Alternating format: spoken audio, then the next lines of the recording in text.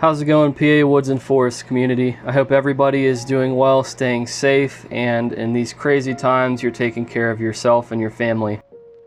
I really wanted to do my part and offer up something exciting, entertaining, and in a way relaxing and peaceful. So I had this really cool idea to catch you guys up with this video that I should have released a lot sooner, but here it is a little bit later. We're going to be taking a look at the Gray Army and their slow progression as they've continued to thrive. So here you got a chance to see Melania. She was 28 grams. Now you get a chance to see Meredith, who is 29 grams. And it's really cool just to showcase the weight that these guys have been putting on. Melania was somewhere below 20 grams whenever she was really sick. Meredith, I don't really recall what her actual weight was when I first got her and rescued her, but I do know that she has put on the most weight out of all the gray tree frogs, so it's exciting for her. And here we get a cool shot of Bane, who in fast forwarding looks like he's on steroids, how fast he's moving, but it was more so to give you guys a little bit more of an entertaining clip. As you can see, Bane is around the same weight that he was hovering around for quite a while in this video.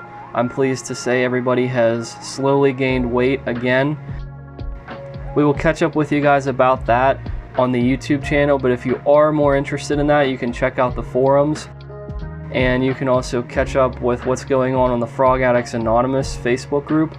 I post on there pretty regularly. I try to do it every week to 2 weeks or so, and give everybody an update as to what's going on, because the different storylines, believe it or not, have their fan base, just like you on this YouTube channel, the PA Woods and Forest community.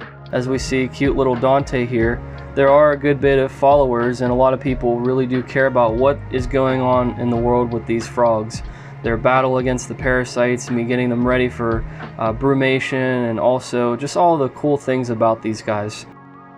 You got a chance to see a little bit more as to how much they're weighing. They're all looking really healthy, clear eyes, which is a good sight. If you want to have a healthy frog, you have to check the eyes. It's one way to see it. Their appetites are all there. These guys are alert, they're active. You could see how some of them were trying to escape during the weighing session. Just because Meredith in this video isn't hunting, don't get me wrong, she's actually one of the healthiest frogs that I have. But enough about that. I really wanted to end a lot of the narration, and I'll chime in here and there in the video, but I really wanted you guys to have a cool feeding video, just watching these 4 little gray tree frogs adventuring throughout the tank, and also just showcasing me feeding them, and just watching these guys munch on all kinds of different prey items.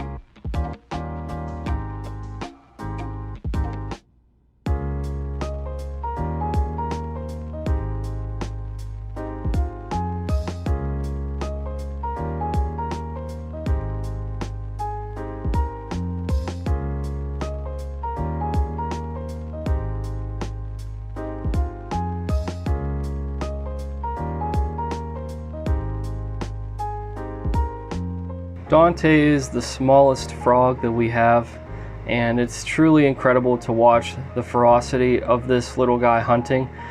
It's really awesome to hear him calling off and on. He's been very vocal since he's been in my care, which I know that he's thriving if he's calling, because they're not going to do that if they don't feel good.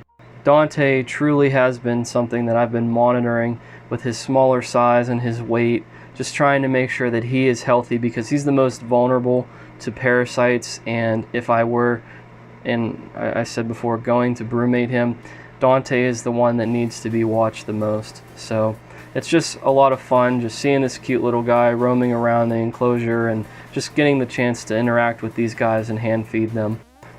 One thing I definitely want to address, I don't know if it's worth anything to you guys. This is artificial, and there's no way that this could actually have anything to do with the wild. But in terms of my care, I have noticed that Dante and Meredith have seemed to form some type of tolerance. They always do seem to be found very close to each other. They seem to have a very deep interaction. So the largest and the smallest, it's like David and Goliath being friends. Truly unbelievable, but it's super cool.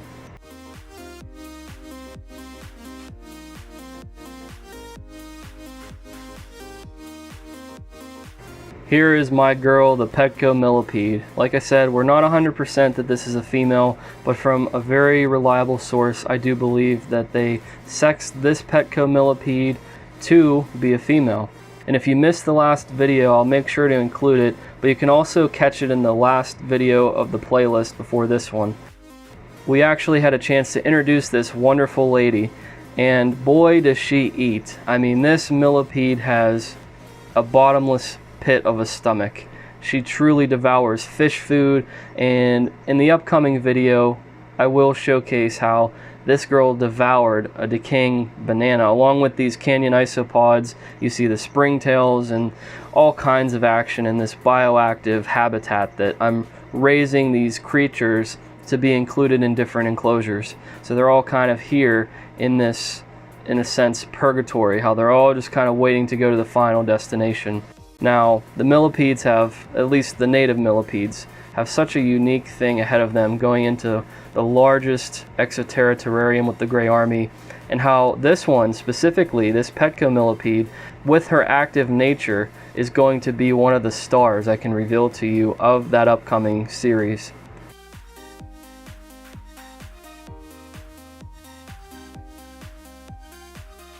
And you can see the bumblebee millipede that's going to be joining the skink dynasty.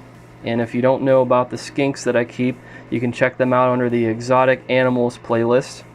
But the bumblebee millipedes are still alive, guys. I do want to address that. And the bumblebee millipedes do not have a problem with the giant native species.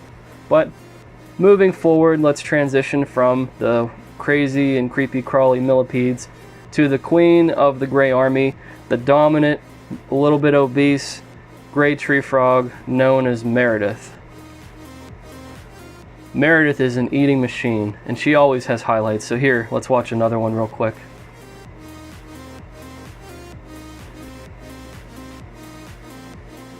This frog has just continued to thrive. And I do want to make a comment on this specific comment that you're seeing on the screen. While yes, Meredith at this time was 31 grams, that does not mean that the requirement to brumate a gray tree frog is above 31 grams. It's very different. It's according to age, it's according to gender, and there's so many factors into it. So please do not try that at home.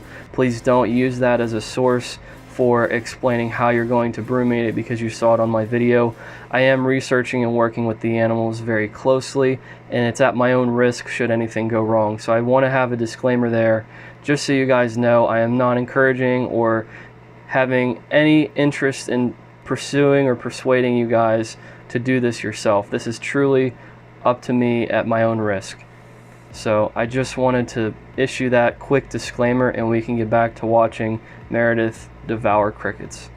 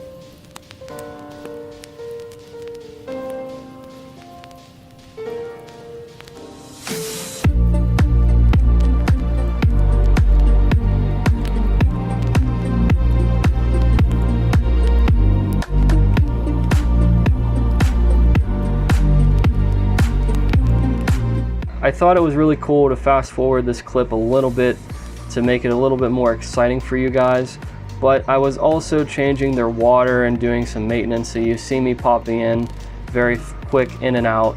But other than that, guys, that's pretty much the video. I wanted to just give you something to watch to maybe relax, have some peace of mind watching these guys munch on insects.